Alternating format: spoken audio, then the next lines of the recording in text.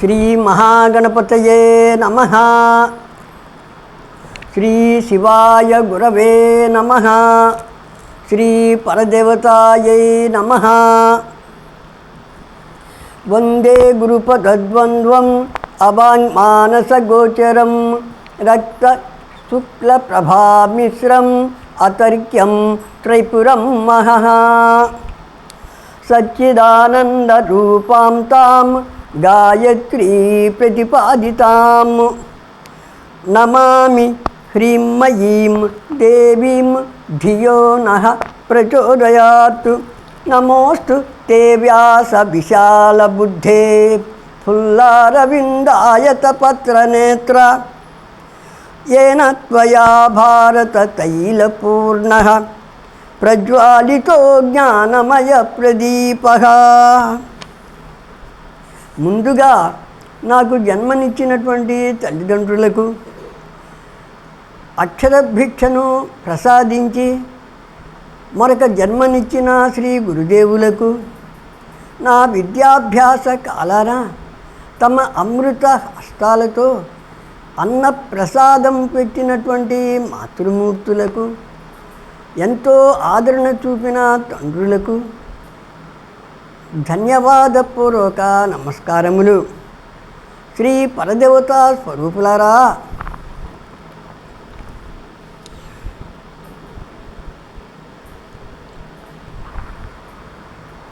జనమేజయుడు శ్రీ దేవీ భాగవతాన్ని వింటూ వ్యాస మహర్షితో, ఓ వ్యాస మహర్షి, మీరు అంబా యజ్ఞం అనగా పరమ పవిత్రమైనటువంటి నవరాత్ర వ్రతం చేసి దాని ద్వారా శ్రీ జగన్మాతను ఆరాధించమని సెలవిచ్చారు కదా.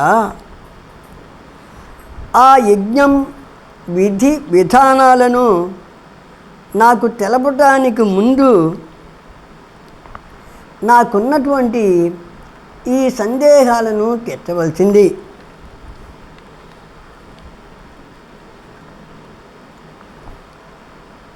ప్రముఖ దేవతల యొక్క, బ్రహ్మాండము యొక్క ఉత్పత్తి స్వరూపాలను గురించి తెలుపవలసింది. అట్లాగే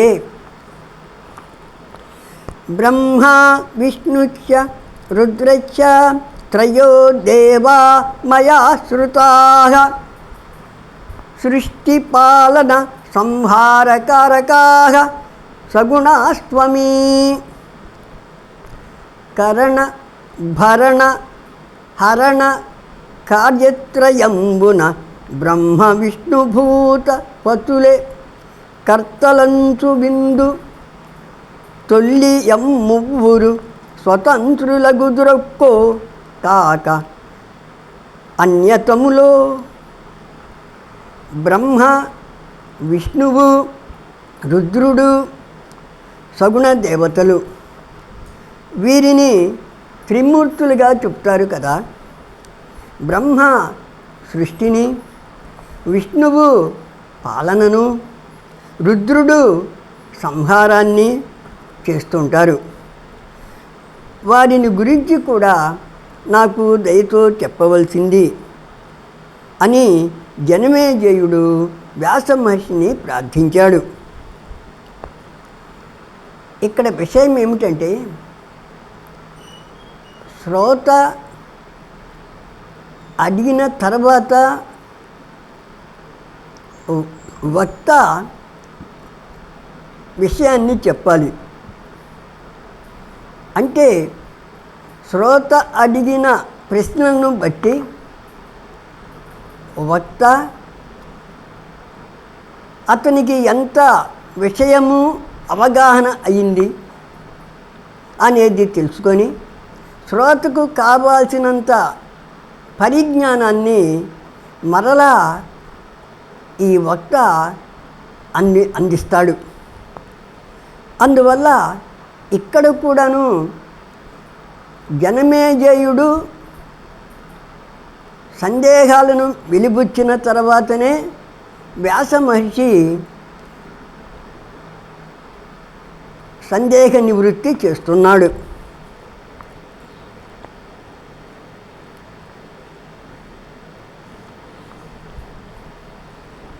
జనమేజేయుడు అంటే జనాన్ని వృద్ధి పొందించువాడు అని అర్థం. అర్జునుని మనుమడు, అభిమన్యుని కుమారుడైన పరీక్షిత్తు యొక్క కుమారుడే ఈ జనమేజయుడు.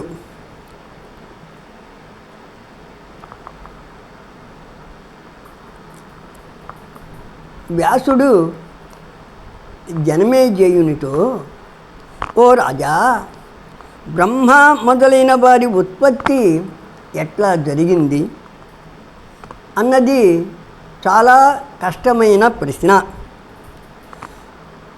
లోగడ నాకు కూడా ఈ సందేహం వచ్చింది. ఈ ప్రశ్నను నేను పూర్వము నారద మహర్షిని మునేతి వితతస్యాస్య బ్రహ్మాండస్య మహామతే కః కర్తా పరమః ప్రోక్తః తన్మే బ్రూహి విధానతః. ఓ నారద మహర్షి, ఈ బ్రహ్మాండానికి ప్రధానకర్త ఎవరు? అది ఎచ్చటి నుంచి పుట్టింది?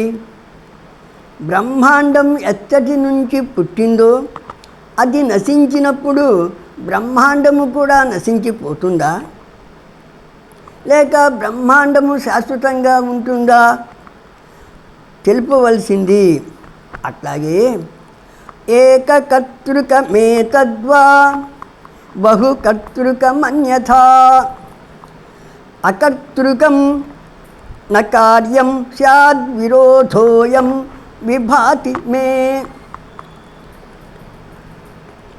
ఈ బ్రహ్మాండాన్ని అంటే భూగోళం, ఖగోళం మొదలైన వాటిని ఒకరే సృష్టించారా లేక చాలామంది సృష్టించారా? కర్త లేకుండా ఏ పని జరగదు కదా. నా మనసులో ఈ ప్రశ్నలు కలుగుతున్నాయి. కర్త లేకుండా ఏ కార్యము జరగదు కదా. ఈ సందేహం నా హృదయాన్ని తొలిచివేస్తున్నది.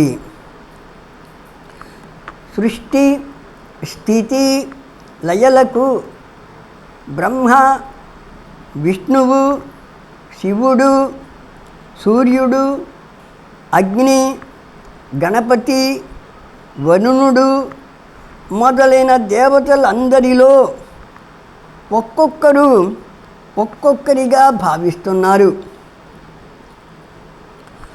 ఎంతోమంది ఆచార్యులు జనులందరి అన్ని కోర్కెలను శ్రీదేవి తీరుస్తుంది అంటున్నారు.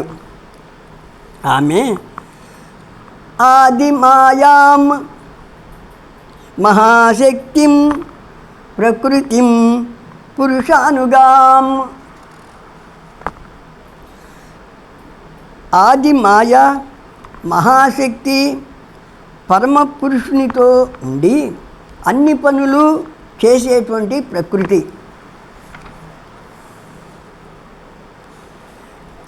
బ్రహ్మైకతా సమాపన్నాం సృష్టి స్థిత్యంతకారిణీం మాతరం సర్వభూతానాం దేవతానాం తథైవ చ. బ్రహ్మతో ఆమెకు విడదీయరాని సంబంధం ఉంటుంది. ఆమె సృష్టి, స్థితి, లయలను చేయటంలో ఎప్పుడూ నిమగ్నమై ఉంటుంది. సకల ప్రాణులకు, దేవతలకు కూడా ఆ దేవి తల్లి. ఆమెకు జనన మరణాలు అనేవి ఎప్పుడూ ఉండవు. ప్రాణులన్నిటిలో ఉంటుంది. ఈశ్వరీం సర్వలోకానాం నిర్గుణాం సగుణాం శివాం. ఆ తల్లి సగుణమయ్యింది, నిర్గుణమైంది కూడా. శుభాలను కలిగించేటువంటి రూపం కలిగినటువంటిది. వైష్ణవీం శాంకరీం బ్రాహ్మీం వాసవీం వారుణీం తథా వారాహీం నారసింహీం చ మహాలక్ష్మీం తథాద్భుతాం సర్వదుఃఖహంత్రీం చ స్మరణాత్ సర్వకామదాం. ఆ పరదేవత వైష్ణవి, శాంభవి, బ్రాహ్మి, వాసవి, వారుణి, వారాహి, నారసింహి, అద్భుత మహాలక్ష్మి అనే పేర్లతోటి ప్రసిద్ధురాలయ్యింది. ఆ దేవి నుండే వేదాలు వెలువడ్డాయి. ఆమె విద్య, ఆమె సంసారం అనే చెట్టుకు ఆధారంగా ఉంటుంది. దుఃఖాలన్నిటినీ పోగొడుతుంది. ముక్తిని కోరువారికి ముక్తిని, ఇతరమైన కర్మ ఫలాలు కోరేవారికి ఆయా ఫలాలను ప్రసాదిస్తుంది. ఆమె రూపం సత్వం, రజస్సు, తమస్సు అనే 3 గుణాలకు కూడాను దూరంగా ఉంటుంది. అనీశ్వరమిదం సర్వం బ్రహ్మాండమితి కేచన న కదాపి సజన్యం యద్ జగదేతదచింతితం. ఇంతవరకు మనం చెప్పుకున్న భావాలకు వ్యతిరేకంగా ఎవ్వరునూ ఎప్పుడునూ విశిష్టులు కారని, ఉండరని ఇతర సంప్రదాయాల వారు కొందరు అంటుంటారు. ఈ బ్రహ్మాండానికి ఎవడు అధిపతిగా లేడని, ఏ విశిష్ట పురుషుడు దీనిని సృష్టించలేడని కొందరు అంటారు. ఈ జగత్తు మన ఆలోచనకు అందదు, ఎప్పుడూ స్థిరంగా ఉంటుంది. సృష్టి సహజంగా జరుగుతుంది. అకర్తాసౌ పుమాన్ ప్రోక్తః ప్రకృతిస్తు తథా చ సా ఏవం వదంతి సాంఖ్యాచ మునయః కపిలాదయః.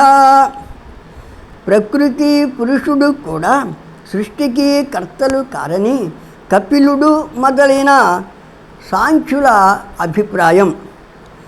దేవతలందు సత్వగుణం ఉంటుంది. సత్యం, ధర్మం సత్వగుణాలలో ఉంటాయి. కానీ చెడ్డవారగు రాక్షసులు సత్యానికి, ధర్మానికి భంగం కలిగిస్తుంటారని నారద మహర్షి తనకు చెప్పినట్లుగా వ్యాస మహర్షి జనమేజయ మహారాజుకు చెప్తాడు. అప్పుడు జనమేజయుడు, ధర్మానికి రక్షణ ఎట్లా కలుగుతుంది? నా వంశం వారైన పాండవులు ఎంతో ధర్మాత్ములు. వారి ద్వారా ధర్మపాలన జరిగింది. అయినప్పటికీ వారు అనేకమైనటువంటి దుఃఖాలను ఎందుకు పొందారు? నా సందేహాన్ని తీర్చడానికి మీరే సమర్థులు. దయతో నా సందేహాలను తొలగించవలసింది అని వ్యాస మహర్షిని ప్రార్థించాడు ఈ జనమేజయుడు. ఇప్పుడు ఈ జనమేజయునకు వచ్చిన సందేహాలే మునుపు అంటే లోగడ వ్యాసునకు వస్తే వాటిని పోగొట్టుకోవటానికి నారద మహర్షి దగ్గరకు వెళ్ళాడు ఈ వ్యాసుడు. అప్పుడు నారదుడు అంతకుముందు తన తండ్రి అయిన బ్రహ్మ నుండి పొందిన సమాధానాలను వ్యాసునికి చెప్పడం జరిగింది. ఆ సమాధానాలనే ఇప్పుడు వ్యాస మహర్షి జనమేజయునకు చెబుతున్నాడు. నారదుడు బ్రహ్మదేవుడిని, తండ్రి, ఈ బ్రహ్మాండం ఎక్కడి నుంచి పుట్టింది? దీనిని మీరు పూర్తిగా సృష్టించారా? లేదా విష్ణువు కానీ శంకరుడు కానీ సృష్టించారా? జనులు ఏ దేవతను పూజించాలి? ఏ దేవత అందరికంటే సమర్థుడు? భాషావల్లభ దుర్భరం వయ్యిన ఈ బ్రహ్మాండమెట్లయ్యనో శేషాలంకరణుండొననిచ్చెనొకో లక్ష్మీ భర్త నిర్మించెనో దోషధ్వంసక నీవు చేసిటివో తోర్తో పూజ్యుడెవ్వాడు నిశ్శేషామత్య గణాధికుండెవడు భాషింపందగున్ సత్కృపన్. తండ్రి, ఈ బ్రహ్మాండం ఎక్కడి నుంచి పుట్టింది? దీనిని మీరు పూర్తిగా సృష్టించారా? లేక విష్ణువు కానీ శంకరుడు కానీ సృష్టించారా? జనులు ఏ దేవతను పూజించాలి? ఏ దేవత అందరికంటే సమర్థుడు? తత్సర్వం వదమే బ్రహ్మన్ సందేహాచ్ఛింది చానఘా నిమగ్నోహ్యస్మి సంసారే దుఃఖరూపే నృతోపమే. దయతో నా ప్రశ్నలకు సమాధానాలు చెప్పి నా సందేహాలు పోగొట్టవలసింది అని ప్రార్థించాడు. అప్పుడు బ్రహ్మ నారదునితో, రాగీ కోపి న జానాతి సంసారేస్మిన్ మహామతే విరక్తశ్చ విజానీతి నిరీహోయో విమత్సరః. ఈషణత్రయబద్ధుడై ఎసగనేని అట్టివానికి సంసారమబ్ధి సమము. ఈషణత్రయరహితమై ఎసగనేని అట్టివానికి సంసారమనుసమంబు అని ఈ సందర్భంలో శ్రీ ములుగు పాపయారాధ్యుల వారు అన్నారు. ఓ నారదా, ఈషణత్రయములున్న వానికి సంసారం సాగరంతో సమానం అవుతుంది, అంటే సముద్రంతో సమానం అవుతుంది. త్యాగి అయినవాడు, కోరికలు లేనివాడు, అసూయ లేనివాడు అయిన వానికి ఈ సంసారము ఒక అణువుతో సమానం అవుతుంది. అటువంటి వాణిని సంసారం ఏమాత్రము కూడాను బంధించదు, బాధించదు. అతని ఆధ్యాత్మిక జీవనానికి ఎటువంటి ఆటంకం కూడా కలిగించలేదు. ఈషణం అంటే కోరిక, దారేషణ, ధనేషణ, పుత్రేషణ అనే మూడిటిని ఈషణత్రయం అంటారు. ఓ నారదా,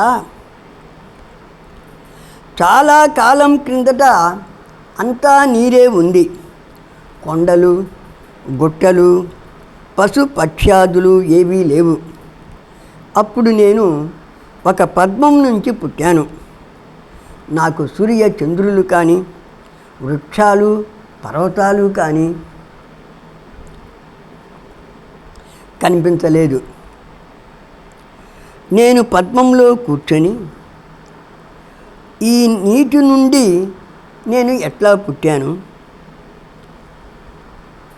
నాకు రక్షకుడెవరు? ఈ ప్రళయ కాలంలో సృష్టి సంహారాలను ఎవరు చేస్తారు? ఇక్కడ ఎక్కడ నేల కనపడటం లేదే.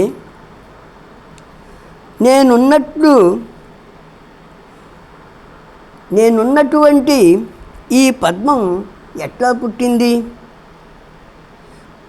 బురద ఉంటే దాని క్రింద నేల తప్పగా ఉంటుంది అని ఆలోచించి నేను నీటిలోకి దిగాను. 1000 సంవత్సరాలు నేల కోసం వెతికాను. దాని ఆచూకీ దొరకలేదు. అటు ఫలానా దిక్కు అని గుర్తించే అవకాశం కూడా నాకు దక్కలేదు. ఇంతలో ఆకాశం నుంచి తపస్తపేతి చాకాశే వాగభూత శరీరిణి తతో మయా తపస్తప్తం పద్మే వర్షసహస్రకం సృజేతి పునరుద్భూత వాణీ తత్ర శ్రుతా మయా విమూఢోహం తథా కన్యా కం సృజామి కరోమి కిం. తపస్సు చెయ్యి తపస్సు చెయ్యి అనే మాటలు వినిపించాయి. అప్పుడు నేను పద్మాసనంలో ఉండి 1000 సంవత్సరాలు తపస్సు చేశాను. అప్పుడు మరలా సృష్టి చేయుము అని అశరీరవాణి వినిపించింది. ఆ మాటలు విని నేను చాలా ఆశ్చర్యపోయాను. నా కర్తవ్యం ఏమిటి, నేను ఎట్లా సృష్టించాలి అని ఆలోచిస్తున్నాను. ఆ సమయంలో ఓటరులగునసురులు మధుకైటభులను వారు నన్ను కలహించుడు, నేనోటరి నాళము వెంబడి నీటమునుగా పురుషుడొకడు నిలిచె నెదురుగన్. మధుకైటభులు అనే 2 రాక్షసులు నా దగ్గరకు వచ్చారు. తమతో నన్ను యుద్ధం చేయమన్నారు. నేను భయపడి తామర తూడు ద్వారా లోపలి నీటిలోకి వెళ్ళి దాక్కున్నాను. అప్పుడు నాకు శ్రీ మహావిష్ణువు దర్శనమిచ్చాడు. ఆయన ఎట్లా ఉన్నాడు? నీలి వర్ణంతో ఉన్నాడు, పట్టు వస్త్రాలు కట్టుకొని ఉన్నాడు, ఆదిశేషునిపై పడుకొని ఉన్నాడు, మెడలో తులసి మాలను వేసుకొని ఉన్నాడు, చేతులలో శంఖం చక్రం గద పద్మాలను కూడాను ధరించి ఉన్నాడు. యోగ నిద్రా సమాక్రాంతమభిస్పందినమచ్యుతం శయానం తం సమాలోక్య భోగి భోగోపరిస్థితం. విష్ణువు గాఢమైన యోగ నిద్రలో ఉన్నాడు. అప్పుడు ముందు నాకు విచారం కలిగింది. తర్వాత భగవతి అయిన యోగ నిద్ర గుర్తుకు వచ్చి ఆమెను స్తుతి చేశాను. విష్ణోర్దేహం విహాయాసు విరరాజ నభస్థిత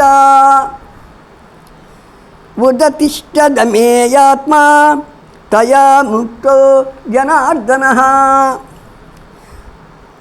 యోగ నిద్రను ధ్యానింపనొడలు విడిచి దేవి దివి నిల్వ విష్ణుండు తెలివినుంది పంచపరుష సహస్రముల్ భండనమున నిలిచి దైత్యుల నిరువుర నెలగూల్చే. వెంటనే యోగనిద్రాదేవి విష్ణువు నుండి బయటకు వచ్చి ఆకాశంలో దర్శనమిచ్చింది నాకు. విష్ణువు కూడా మేల్కొన్నాడు. ఆ స్వామి మధుకైటభులతో 5000 సంవత్సరాలు భయంకరమైన యుద్ధం చేశాడు.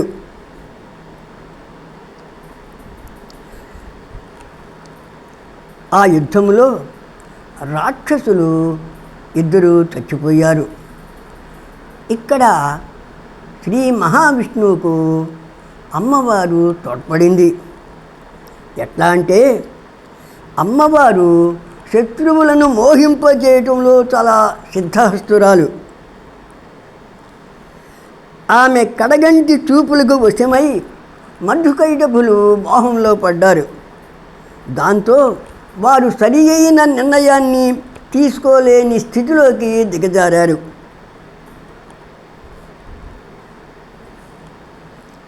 తమంత తాము విష్ణువు చేతిలో చచ్చునట్లుగా విష్ణువుకు మాట ఇచ్చారు.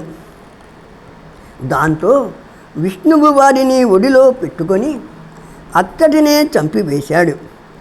ఆ సమయంలో అక్కడ విష్ణువుతో పాటు నేను మాత్రమే ఉన్నాను. తర్వాత రుద్రుడు అక్కడికి వచ్చాడు. అప్పుడు మా ముగ్గురికి ఆ ఆద్యాశక్తి అయిన భగవతి దర్శనమిచ్చింది. మేము ఆమెను ఎంతగానో స్తుతించాం. అప్పుడు ఆ పరాశక్తి మా పట్ల దయతో బ్రహ్మ విష్ణు మహేశ్వరులారా, సృష్టిస్థితి విశిష్టాని హత వేతౌ మహాసురౌ కృత్వా స్వాని నికేతాని వసధ్వం విగతజ్వరాః. మీరు మీ సృష్టి స్థితి లయ కార్యక్రమాలను ఏకాగ్రతతో చేస్తుండవలసింది. మీ పనులకు అడ్డం కలిగించేటువంటి బలవంతులైన రాక్షసులు చచ్చిపోయారు కదా, కాబట్టి మీరు ప్రశాంతంగా ఉండండి, ప్రజలను సృష్టించండి అన్నది.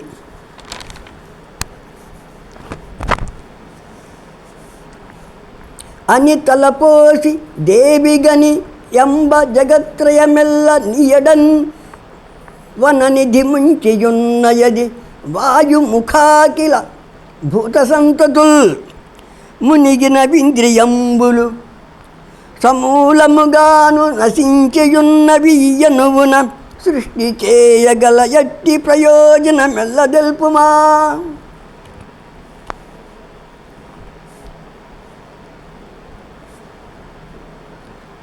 మేమప్పుడు ఆ పరాశక్తితో, అమ్మా ఇక్కడ అంతా నీరే ఉంది, భూమి మొదలైన పంచభూతాలు, గుణాలు, తన్మాత్రలు, ఇంద్రియాలు కావాలి కదా సృష్టి చెయ్యాలంటే, అవి ఇక్కడ లేవు కదా అన్నాము. నేల, నీరు, కాంతి, గాలి, ఆకాశం అనే ఐదిటిని పంచభూతాలు అంటారు. అట్లాగే సత్వము, రజస్సు, తమస్సు అనే మూడిటిని గుణాలు లేదా త్రిగుణాలు అని అంటారు. శబ్దం, స్పర్శం, రూపం, రసం, గంధం అనేవి తన్మాత్రలు.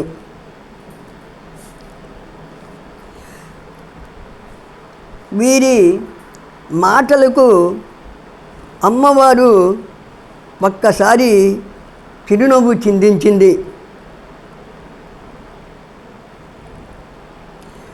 ఆమె సంకల్పంతో వెంటనే ఒక విమానము వారి దగ్గరకు వచ్చి వాలింది.